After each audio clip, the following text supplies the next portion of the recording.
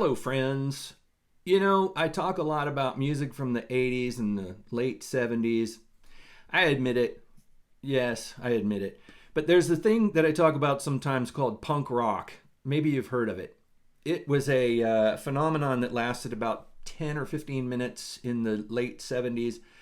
Um, a lot of people wanted to be punk rockers because it was one of those things where you can imagine the label heads, the owners of the record labels, going to these sort of punk rock clubs and seeing the energy and the devotion that the fans had for the music, and they were thinking, we need to acquire their money, we need to get their paychecks, so let's put this band on an album and sell it to them.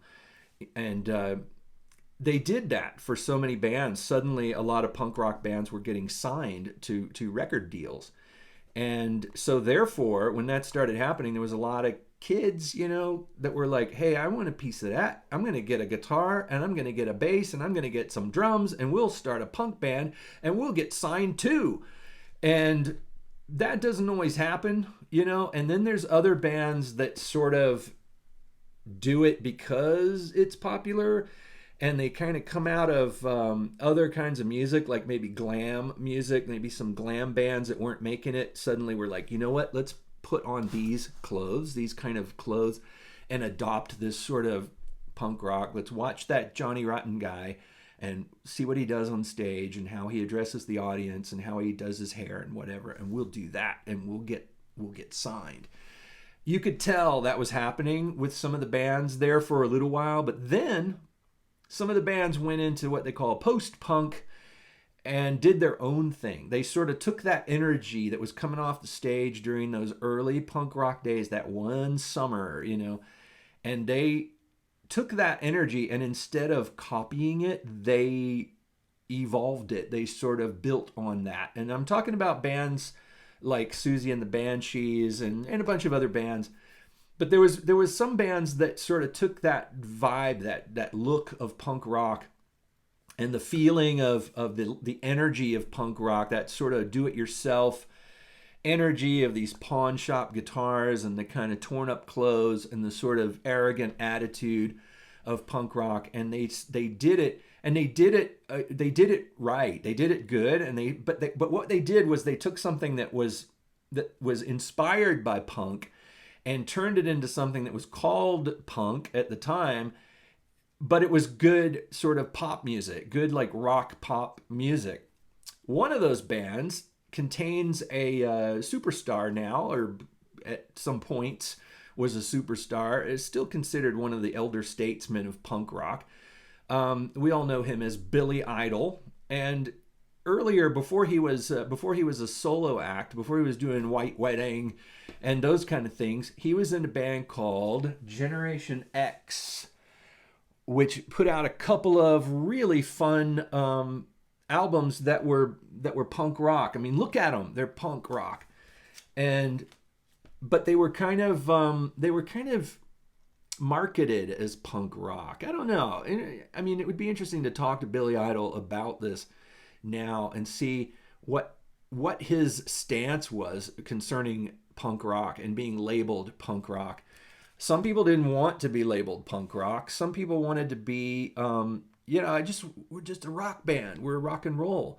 I think Billy Idol was kind of a rock and roll guy, because in some of these songs there's a definite kind of a rockabilly vibe to some of the attitudes of the music, and his vocal style, and a little bit of a slapback echo on his voice a couple of times, and his name, Billy Idol, that was it wasn't like Billy Vicious or Billy Filthy or something. It was Billy Idol. So he was kind of playing on that sort of rock idol, that pop star idol thing.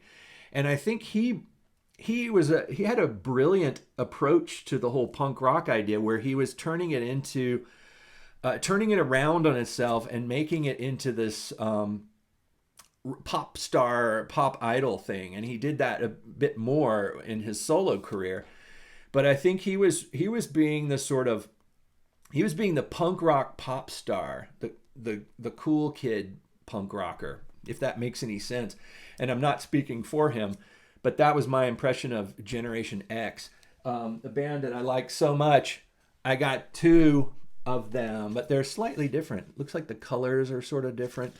The back covers are, man, pretty identical, but this one I believe is maybe, I don't know, Chrysalis. Maybe this has got a hit on it that this one didn't have, or something like that. You know how they would release albums like this one has, let's see. Yeah, it's got different songs, slightly different songs. This one's got Ready Steady Go. I don't think this one has Ready Steady Go. There's the two layouts of their song listings, and you can kind of tell just by glancing at it that it's slightly different.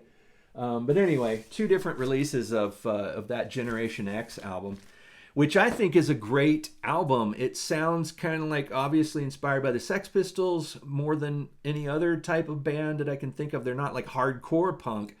They are sort of the rock and roll melodic type of punk, like the Sex Pistols, who sounded so crazy and like when they came out. You know, people couldn't believe how heavy this music was. It's so punk rock. But now you listen to the first Sex Pistols album, and it's like a pop album. It's like a pop rock, you know, like a power pop album. Amazing stuff.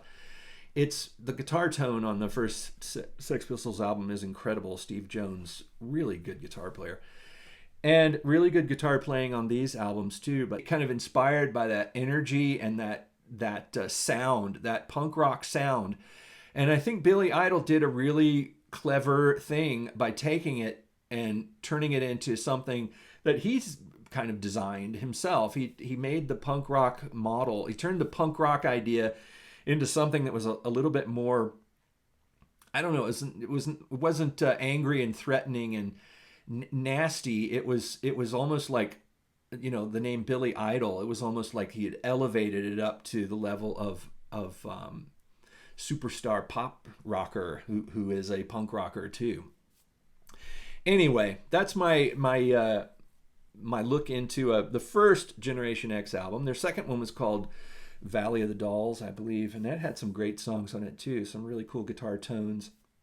But yeah, I really like that first Generation X album. It's a fun album, definitely of its time. Some great songs on there, really good sound quality. It's interesting sound quality. There's some weird EQ choices, but all in all, a really fun, heavy pop album with some cool fashioned kids playing it. Anyway, thanks for listening. I'll talk to you again real soon.